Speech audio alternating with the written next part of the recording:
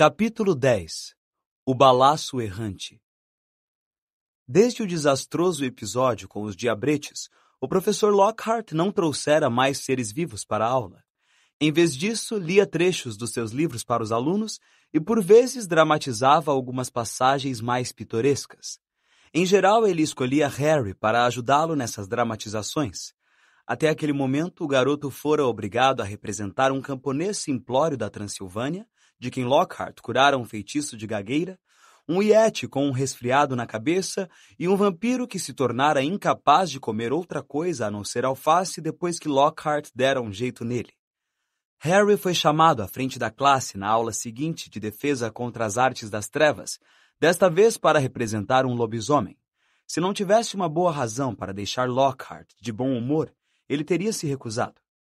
Um belo uivo, Harry, exato. Então, queiram acreditar, eu saltei sobre ele assim, joguei-o contra a porta assim, consegui contê-lo com uma das mãos, com a outra apontei a varinha para o pescoço dele e então reuni toda a força que me restava e lancei o feitiço homorfo. Muitíssimo complicado, e ele soltou um gemido de dar pena.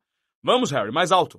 Bom, o pelo dele desapareceu, as presas encurtaram e ele voltou a virar homem.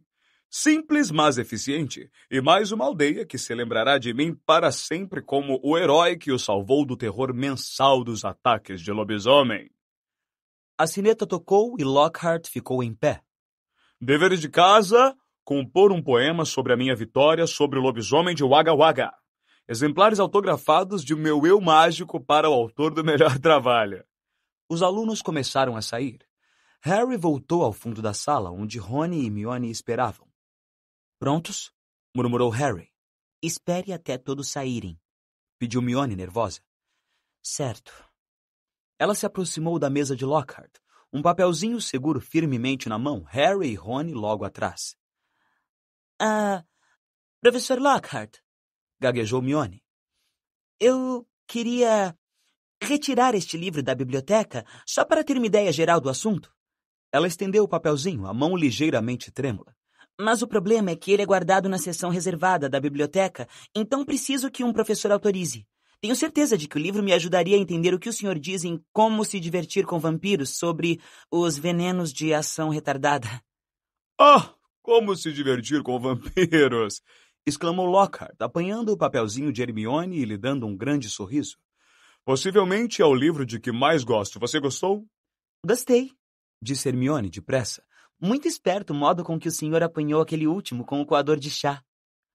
Bem, tenho certeza de que ninguém vai se importar que eu dê a melhor aluna do ano uma ajudinha extra, disse Lockhart calorosamente e puxou uma enorme pena de pavão. Bonita, não é? Disse ele, interpretando mal a expressão de indignação no rosto de Rony. Em geral, eu a uso para autografar livros. Ele rabiscou uma enorme assinatura cheia de floreios no papel e devolveu-o a Hermione. Então, Harry, disse Lockhart, enquanto Hermione dobrava o papel com dedos nervosos e o guardava na mochila. Creio que amanhã é a primeira partida de quadribol da temporada. Grifinória contra Sonserina, não é? Ouvi dizer que você é um jogador muito útil. Eu também fui apanhador. Convidaram-me para tentar a seleção nacional, mas preferi dedicar minha vida à erradicação das forças das trevas. Ainda assim, se algum dia você achar que precisa de um treino pessoal, não hesite em me pedir. Fico sempre feliz de passar a minha experiência a jogadores menos capazes. Harry fez um barulhinho discreto na garganta e saiu correndo atrás de Rony e Hermione. Eu não acredito, disse ele quando os três examinaram a assinatura no papel. Ele nem olhou o nome do livro que queríamos. É porque ele é um panaca desmiolado, disse Rony. Mas quem se importa, temos o que precisávamos. Ele não é um panaca desmiolado, disse Hermione em voz alta quando se dirigiam quase correndo à biblioteca. Só porque ele disse que você é a melhor aluna do ano. Eles baixaram a voz ao entrar na quietude abafada da biblioteca. Madame Pince, a bibliotecária, era uma mulher magra e irritável que parecia um urubu subnutrido. Poções muito potentes, repetiu ela desconfiada, tentando tirar a autorização da mão de Hermione. Mas a garota não deixou. Eu pensei que talvez pudesse guardar a autorização, disse Hermione ofegante. Qual é? protestou Rony, arrancando a autorização da mão dela e entregando-a a Madame Pince. Nós lhe arranjamos outro autógrafo. Lockhart assina qualquer coisa que fique parada tempo suficiente. Madame Pince ergueu o papel contra a luz como se estivesse decidida a descobrir uma falsificação, mas a autorização passou no teste. Ela desapareceu silenciosamente entre as estantes altas e voltou vários minutos depois, trazendo um livro grande de aparência mofada. Hermione guardou-o cuidadosamente na mochila e os três foram embora, procurando não andar demasiado rápido nem parecer muito culpados. 5 minutos depois, estavam barricados mais uma vez no banheiro interditado da Murta que Geme. Hermione tinha vencido as objeções de Rony, lembrando que seria o último lugar em que alguém sensato iria, e com isso garantiram alguma privacidade. Murta que Geme chorava alto no seu boxe, mas eles não lhe prestavam atenção, nem a fantasma aos garotos. Hermione abriu poções muito potentes com cuidado, e os três se debruçaram sobre as páginas manchadas de umidade. Era claro, ao primeiro olhar, a razão por que o livro pertencia à seção reservada. Algumas das poções produziam efeitos medonhos demais só de se imaginar, e havia algumas ilustrações muito impressionantes, que incluíam um homem que parecia ter virado do avesso e uma bruxa com vários pares de braços que saíam da cabeça. Aqui! Exclamou excitada ao encontrar a página intitulada A Poção Polissuco. Estava decorada com desenhos de pessoas a meio caminho de se transformarem em outras. Harry sinceramente desejou que as expressões de dor intensa em seus rostos fossem imaginação do artista. Esta é a poção mais complicada que já vi, disse Hermione quando examinavam a receita. Emeróbio, sanguessugas, discurainia e sanguinária, murmurou ela, correndo o dedo pela lista de ingredientes. Bem, esses são bem fáceis, estão no armário dos alunos, podemos tirar o que precisarmos. E olhem só isso. Pó de chifre de bicórnio, não sei onde vamos arranjar isso. Pele de araramboia picada, essa vai ser uma fria também. E, é claro, um pedacinho da pessoa em quem quisermos nos transformar. Dá para repetir isso? Pediu Rony, ríspido. Que é que você quer dizer com um pedacinho da pessoa em quem quisermos nos transformar? Não vou tomar nada que tenha unhas do pé de Crabbe dentro. Hermione continuou como se não tivesse ouvido o amigo. Ainda não temos que nos preocupar com isso, porque os pedacinhos só entram no fim. Rony virou-se sem fala para Harry, que tinha outra preocupação. Você percebe quanta coisa vamos ter que roubar, Hermione? Pele de araramboia picada decididamente não está no armário dos alunos. Que vamos fazer, assaltar o estoque particular de Snape? Não sei se é uma boa ideia. Hermione fechou o livro com força. Bem, se vocês dois vão amarelar, ótimo. Seu rosto se malhara de vermelho vivo e os olhos cintilavam mais do que o normal. Eu não quero desrespeitar o regulamento, você sabe muito bem. Acho que ameaçar gente que nasceu trouxa é muito mais sério do que preparar uma poção difícil. Mas se vocês não quiserem descobrir se é o Draco, eu vou direto a Madame Pince agora mesmo e devolvo o livro. E eu nunca pensei que veria o dia em que você nos convenceria a desrespeitar o regulamento, disse Rony. Muito bem, nós topamos. Mas unhas dos pés não, está bem? E quanto tempo vai levar para preparar a poção? Perguntou Harry de cara feliz quando Hermione reabriu o livro. Bom, uma vez que a discurânia tem que ser colhida na lua cheia e os emeróbios precisam cozinhar durante 21 dias, eu diria que vai levar mais ou menos 1 mês para ficar pronta, se conseguirmos todos os ingredientes. 1 mês? Exclamou Rony. Até lá, Draco poderia atacar metade dos nascidos trouxas na escola. Mas os olhos de Hermione tornaram a se estreitar perigosamente e ela acrescentou depressa. Mas é o melhor plano que temos, portanto vamos tocar para frente a todo vapor. No entanto, quando Hermione foi verificar se a barra estava limpa para eles saírem do banheiro, Rony cochichou para Harry. Daria muito menos trabalho se você simplesmente derrubasse Draco da vassoura amanhã. Harry acordou cedo no sábado e continuou deitado por algum tempo, pensando na partida de quadribol que se aproximava. Estava nervoso, principalmente quando pensava no que o Wood diria se a Grifinória perdesse, mas também com a ideia de enfrentar um time montado nas vassouras de corrida mais velozes que o ouro podia comprar. Nunca tivera tanta vontade de vencer a Sonserina. Depois de passar meia hora deitado ali com as tripas dando nós, ele se levantou, se vestiu e desceu logo para tomar o café, e já encontrou o resto dos jogadores da Grifinória sentados junto à mesa comprida e vazia, todos parecendo nervosos e falando muito pouco. À medida que as 11 horas se aproximaram, a escola inteira começou a tomar o caminho do estádio de quadribol. Fazia um dia mormacento, com sinais de trovoada no ar. Rony e Hermione vieram correndo desejar a Harry boa sorte quando ele ia entrando no vestiário. O time vestiu os uniformes vermelhos da Grifinória e depois se sentou para ouvir a preleção que Wood sempre fazia antes do jogo. Hoje, Sonserina tem vassouras melhores que nós, começou ele. Não adianta negar. Mas nós temos jogadores melhores nas nossas vassouras. Treinamos com maior garra do que eles. Estivemos no ar, fosse qual fosse o tempo. Quem duvida, murmurou George Weasley. Não sei o que é estar seco desde agosto. E vamos fazer com que eles se arrependam do dia em que deixaram aquele trapaceiro do Draco pagar para entrar no time. O peito arfando de emoção, Wood virou-se para Harry. Vai depender de você, Harry. Mostrar a eles que um apanhador tem que ter mais do que um pai rico. Chegue ao pomo antes de Draco ou morra tentando, porque temos que vencer hoje. É muito simples. Por isso nada de pressioná-lo, Harry, disse Fred, piscando o olho. Quando entraram no campo, foram saudados por um vozerio, muitos vivas, porque a Corvinal e a Lufa-Lufa estavam ansiosas para ver a Sonserina derrotada. Mas os alunos da Sonserina nas arquibancadas vaiaram e assobiaram também. Madame Hooch, a professora de quadribol, mandou Flint e Wood apertarem as mãos, o que eles fizeram lançando um ao outro olhares ameaçadores e pondo mais força no aperto do que era necessário. Quando eu apitar, disse Madame Hooch, 3, 2, 1...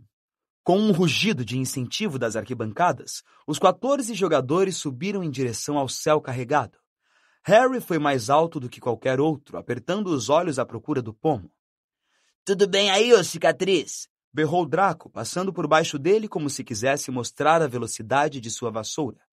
Harry não teve tempo de responder. Naquele mesmo instante, um pesado balaço negro veio voando a toda em sua direção. Ele o evitou por tão pouco que sentiu o balaço arrepiar seus cabelos ao passar. Esse foi por um triz, Harry, disse Jorge, emparelhando com ele de bastão na mão, pronto para rebater o balaço para os lados de um jogador da Sonserina. Harry viu Jorge dar uma forte bastonada na direção de Adriano Pusset, mas o balaço mudou de rumo em pleno ar e tornou a voar direto para Harry. O garoto mergulhou depressa para evitá-lo e Jorge conseguiu atingir o balaço com força na direção de Draco. Mais uma vez, o balaço voltou como um bumerangue e disparou contra a cabeça de Harry. Harry imprimiu velocidade à vassoura e voou para o outro extremo do campo. Ouvia o assobio do balaço vindo em seu encalço. O que estava acontecendo? Os balaços nunca se concentravam em um único jogador. Sua função era tentar desmontar o maior número possível de jogadores. Fred Weasley aguardava o balaço no outro extremo. Harry se abaixou quando Fred rebateu o balaço com toda a força, desviando-o de curso. Peguei você! Berrou Fred alegremente, mas estava enganado. Como se estivesse magneticamente atraído para Harry, o balaço saiu atrás dele outra vez e o garoto foi forçado a voar a toda velocidade. Começara a chover. Harry sentiu grossos pingos de chuva caírem em seu rosto, molhando seus óculos. Não tinha a menor ideia do que estava acontecendo no jogo até ouvir Lino Jordan, locutor da partida, dizer: Sonserina na liderança, 60-0. As vassouras superiores da Sonserina obviamente estavam dando conta do recado, enquanto o balaço furioso estava fazendo o possível para tirar Harry do ar. Fred e George agora voavam tão juntos dele, um de cada lado, que Harry não via nada, exceto o braço se agitando no ar, e não tinha chance de procurar o pomo, muito menos de apanhá-lo. Alguém alterou esse balaço, rosnou Fred, brandindo o bastão com toda a força, quando o balaço desfechou um novo ataque contra Harry. Precisamos de tempo, disse George, tentando simultaneamente fazer sinal a Wood e impedir o balaço de quebrar o nariz de Harry. Wood obviamente entendera o sinal. O apito de Madame Hooch soou e Harry, Fred e George mergulharam até o chão, ainda tentando evitar o balaço maluco. O que está acontecendo? Perguntou Wood quando o time da Grifinória se reuniu à sua volta ao som das vaias da Sonserina. Estamos sendo arrasados. Fred, George, onde é que vocês estavam quando aquele balaço impediu Angelina de fazer gol?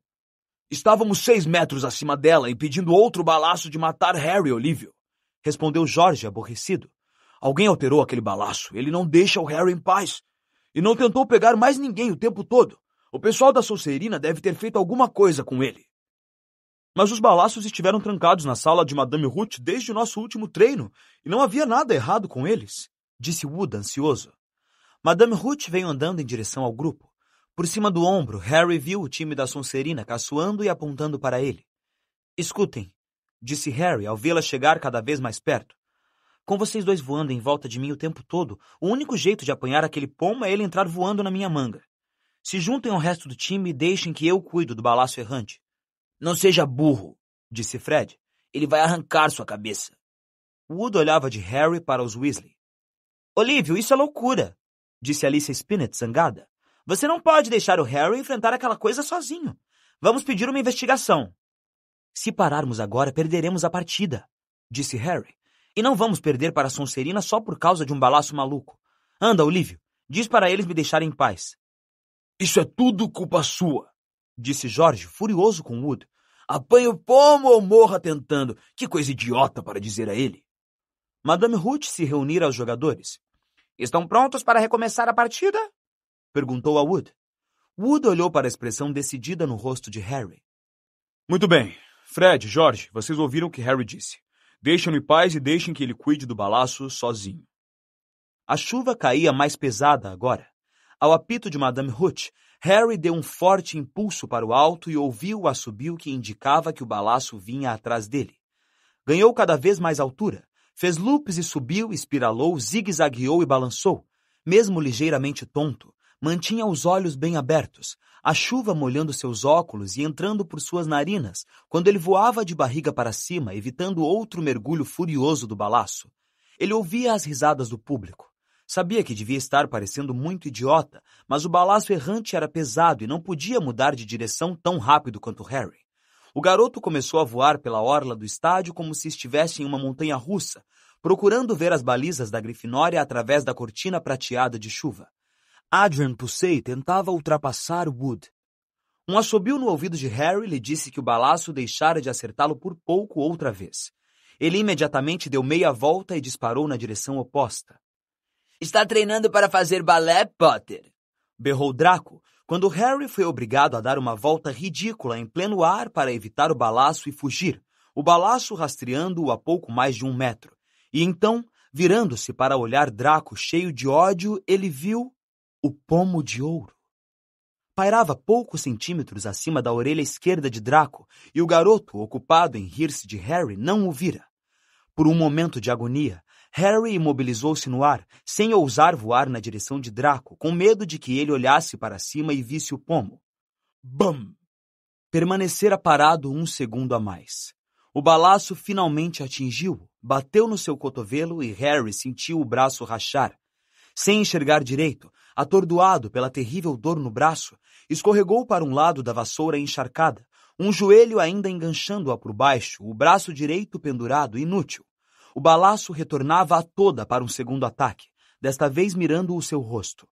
Harry desviou-se, uma ideia alojada com firmeza no cérebro entorpecido, chegar até Draco.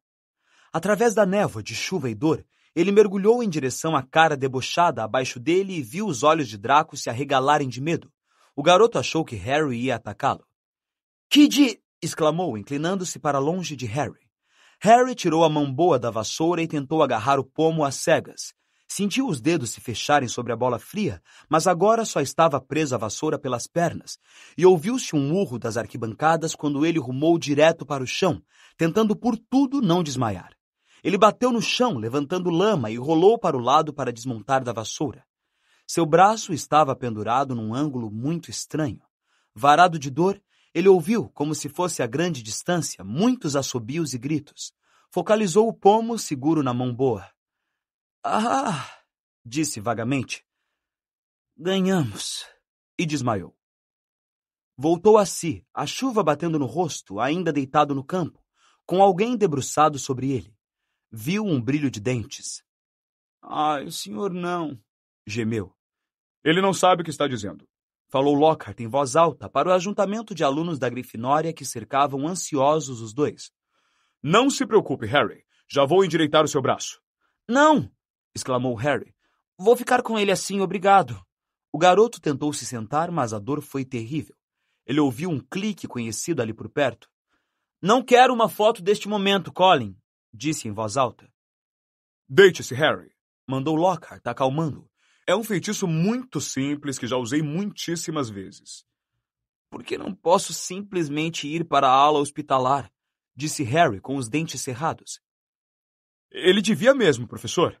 disse um enlameado Wood, que não pôde deixar de sorrir mesmo com o seu apanhador machucado. Grande captura, Harry. Realmente espetacular, a melhor que já fez, eu diria. Por entre a floresta de pernas à sua volta, Harry viu Fred e George Weasley lutando para enfiar o balaço errante numa caixa. A bola continuava a resistir ferozmente. Afastem-se, pediu Lockhart, enrolando as mangas de suas vestes verde jade. Não faça isso, disse Harry com a voz fraca, mas Lockhart agitava a varinha e 1 segundo depois apontou-a diretamente para o braço de Harry. Uma sensação estranha e desagradável surgiu no ombro de Harry e se espalhou até a ponta dos dedos da mão. Era como se o braço estivesse se esvaziando. Ele nem se atreveu a verificar o que estava acontecendo. Fechara os olhos, virara o rosto para longe do braço, mas os seus piores temores se confirmaram. As pessoas em volta exclamaram e Colin Creevy começou a fotografar furiosamente. Seu braço não doía mais, e nem de longe se parecia com um braço. Disse Lockhart. Às vezes isso pode acontecer, mas o importante é que os ossos não estão mais fraturados. Isto é o que se precisa ter em mente. Então, Harry, vá. Dê uma chegada na ala hospitalar. Sr. Weasley, Srta. Granger, podem acompanhá-lo? E Madame Pomfrey poderá... dar um jeito nisso. Quando Harry se levantou, sentiu-se estranhamente inclinado para um lado. Tomando fôlego, olhou para baixo, para o braço direito. O que ele viu quase o fez desmaiar de novo. Pela manga das vestes saía uma coisa que lembrava uma grossa luva de borracha cor de sua pele. Ele tentou mexer os dedos. Nada aconteceu. Lockhart não emendara os ossos de Harry. Ele os removera. Madame Pomfrey não ficou nada satisfeita. Você deveria ter vindo me procurar diretamente, dizia furiosa, erguendo a lamentável sobra do que fora meia hora antes um braço útil. Posso emendar ossos num segundo, mas fazê-los crescer outra vez? A senhora vai conseguir, não é? Perguntou Harry, desesperado.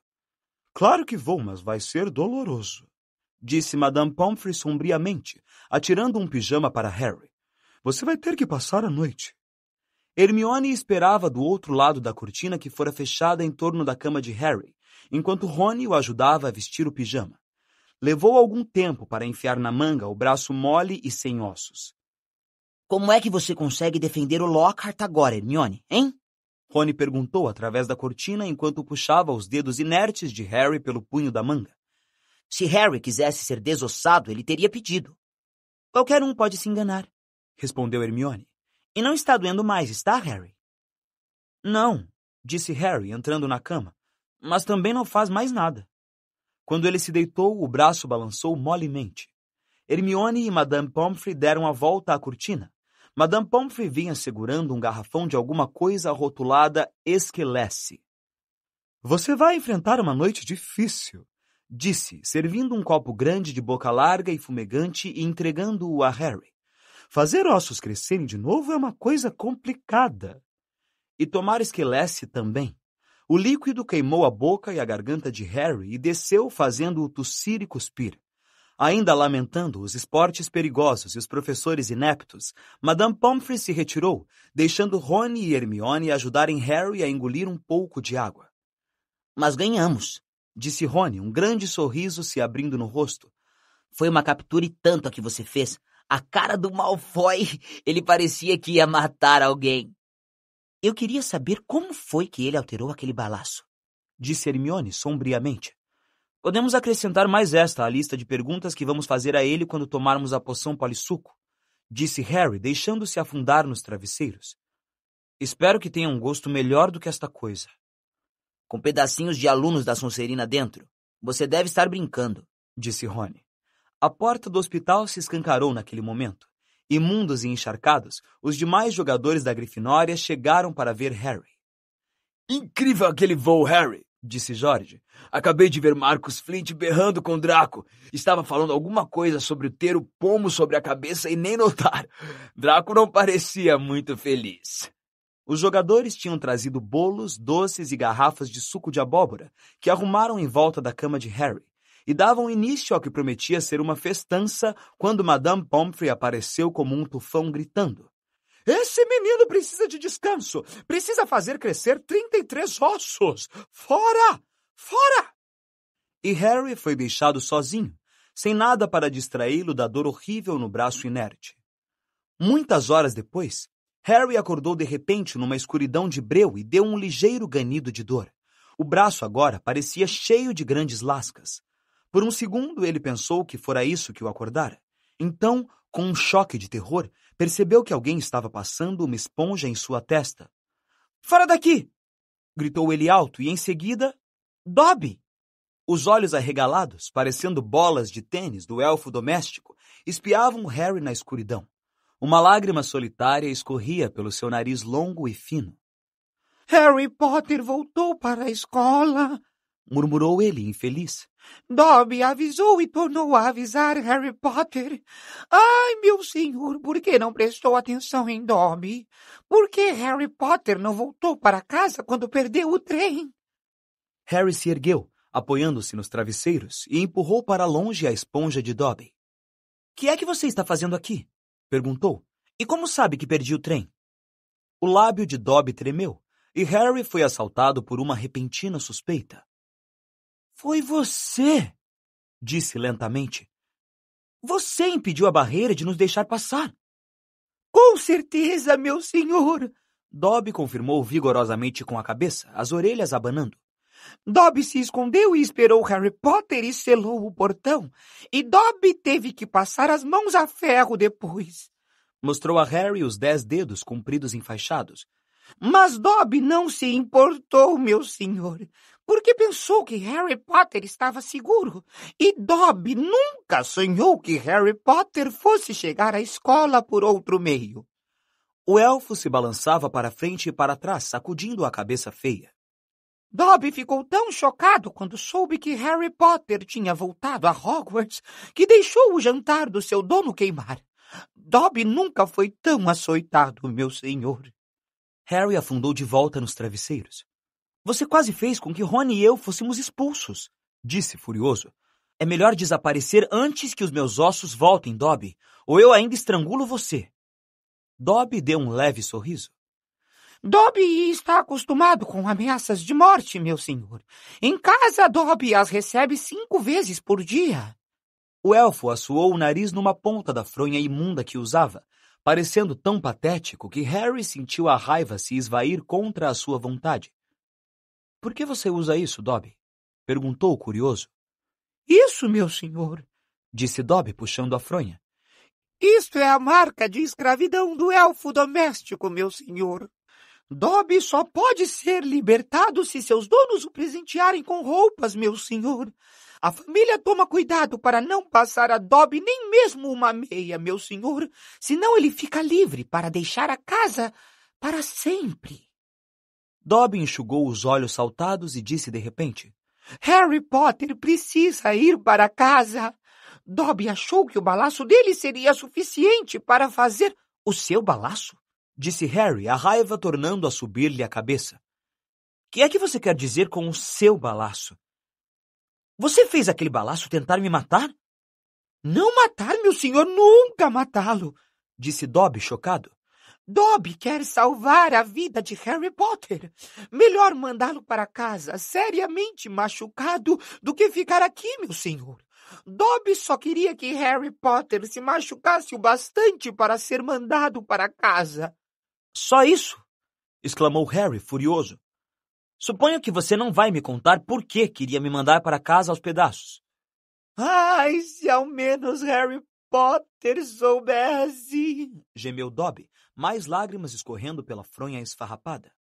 Se ele soubesse o que significa para nós, para os humildes, para os escravizados, para nós, escória do mundo mágico. Dobby se lembra de como era quando aquele que não deve ser nomeado estava no auge dos seus poderes, meu senhor. Nós, elfos domésticos, éramos tratados como vermes, meu senhor. É claro que Dobby ainda é tratado assim, meu senhor, admitiu, enxugando o rosto na fronha. Mas, em geral, meu senhor, a vida melhorou para gente como eu desde que o senhor venceu aquele que não deve ser nomeado. Harry Potter sobreviveu, e o poder do Lorde das Trevas foi subjugado, e raiou uma nova alvorada, meu senhor, e Harry Potter brilhou como um farol de esperança para todos nós que achávamos que os dias de trevas nunca terminariam, meu senhor. E agora, em Hogwarts, coisas terríveis vão acontecer, talvez já estejam acontecendo, e Dobby não pode deixar Harry Potter ficar aqui.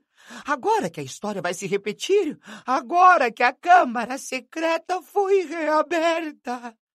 Dobby congelou, tomado de horror, e agarrou a jarra de água de Harry sobre a mesa de cabeceira e quebrou-a na própria cabeça, desaparecendo de vista. Um segundo depois, tornou a subir na cama vesgo, murmurando: Dobby ruim, Dobby muito ruim. Então há uma câmara secreta? Sussurrou Harry. E você está me dizendo que ela já foi aberta antes? Me conte, Dobby. Ele agarrou o elfo pelo pulso ossudo quando viu a mão dele tornar a se aproximar devagarinho da jarra de água.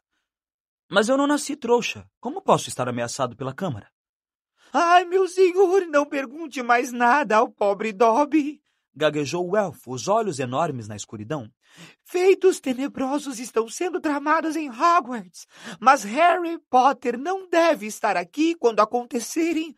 Vá para casa, Harry Potter, vá para casa. Harry Potter não deve se meter nisso, meu senhor. É perigoso demais. Quem é Dobby? Perguntou Harry, mantendo o pulso de Dobby preso para impedi-lo de bater outra vez na cabeça com o jarro de água. Quem abriu a câmara? Quem a abriu da outra vez? Dobby não pode, meu senhor, Dobby não pode, Dobby não deve falar. Guinchou o elfo. Vá para casa, Harry Potter, vá para casa. Eu não vou a lugar nenhum, respondeu Harry com ferocidade. Uma das minhas melhores amigas nasceu trouxa. Ela será a primeira da lista se a câmara realmente foi aberta. Harry Potter arrisca a própria vida pelos amigos. Gemeu Dobby numa espécie de êxtase de infelicidade. Tão nobre, tão valente, mas ele precisa se salvar. Deve, Harry Potter, não deve. Dobby de repente congelou. Suas orelhas de morcego estremeceram. Harry ouviu também. Havia ruído de passos no corredor. Dobby tem que ir, suspirou o elfo aterrorizado. Houve um estalo alto e o punho de Harry subitamente não estava segurando mais nada. Ele tornou a afundar na cama, os olhos fixos no portal escuro da ala hospitalar enquanto os passos se aproximavam. No momento seguinte, Dumbledore entrou de costas no dormitório usando uma longa camisola de lã e uma touca de dormir. Carregava uma extremidade de alguma coisa que parecia uma estátua. A professora McGonagall apareceu um segundo depois, carregando os pés. Juntos, eles depositaram a carga sobre uma cama. Chame Madame Pomfrey, sussurrou Dumbledore. E a professora McGonagall desapareceu rapidamente de vista, passando pelos pés da cama de Harry. O garoto ficou deitado muito quieto, fingindo que dormia. Ouviu vozes urgentes e então a professora McGonagall reapareceu, seguida de perto por Madame Pomfrey, que vestia um casaquinho por cima da camisola. Ele ouviu alguém inspirar com força. — Que aconteceu? Cochichou Madame Pomfrey para Dumbledore, debruçando-se sobre a estátua na cama. Mais um ataque, respondeu Dumbledore. Minerva encontrou-o na escada. Havia um cacho de uvas ao lado dele, disse a professora. Achamos que ele estava tentando chegar aqui escondido para visitar Potter. O estômago de Harry deu um tremendo salto. Lenta e cuidadosamente, ele se ergueu alguns centímetros para poder ver a estátua na cama. Um raio de luar iluminava o rosto de expressão fixa. Era Colin Creevey. Seus olhos estavam arregalados e as mãos, erguidas diante dele, segurando a máquina fotográfica. — Petrificado! Sussurrou Madame Pomfrey. — Está, respondeu a professora McGonagall. Mas estremeço de pensar. Se Alvo não estivesse descendo para tomar um chocolate quente, quem sabe o que poderia... Os três contemplaram Colin. Então, Dumbledore se curvou e tirou a máquina fotográfica das mãos rígidas do menino. — Você acha que ele conseguiu bater uma foto do agressor? Perguntou a professora ansiosa. Dumbledore não respondeu. Abriu a máquina. — Meu Deus! Exclamou Madame Pomfrey. Um jato de vapor saiu sibilando da máquina. Harry, a 3 camas de distância, sentiu o cheiro acre do plástico queimado. Derretidas, disse Madame Pomfrey pensativa. Todas derretidas. O que significa isto, alvo? Perguntou pressurosa a professora McGonagall. Significa que, de fato, a câmara secreta foi reaberta. Madame Pomfrey levou a mão à boca. McGonagall arregalou os olhos para Dumbledore. Mas, alvo, com certeza, quem? A pergunta não é quem, disse Dumbledore, com os olhos postos em Colin. A pergunta é como.